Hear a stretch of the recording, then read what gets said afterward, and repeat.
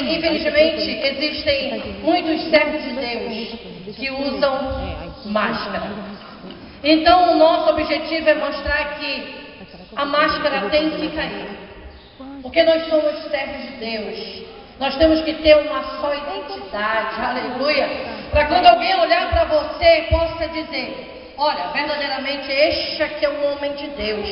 Esta daqui é uma mulher de Deus. Um homem de Deus, uma mulher de Deus. Não usa a máscara do pecado. Porque ou você é servo de Deus e tem compromisso com a palavra do Senhor, ou você não é, né, irmãos? Mas eu acredito que aqui só tem servo do Senhor Jesus. E essa peça é para que nós possamos estar cada vez alerta. Porque não há nada escondido que não venha a ser revelado. Não há nada que fique oculto que Deus não coloque para fora, irmãos.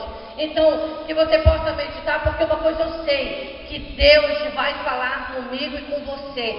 E tem uma pessoa que tira de nós a máscara, é Jesus. Porque a Bíblia diz: conhecereis a verdade vos libertará. E quando nós somos libertos por essa verdade, que é Jesus, nós não precisamos de máscara, aleluia. Porque a luz de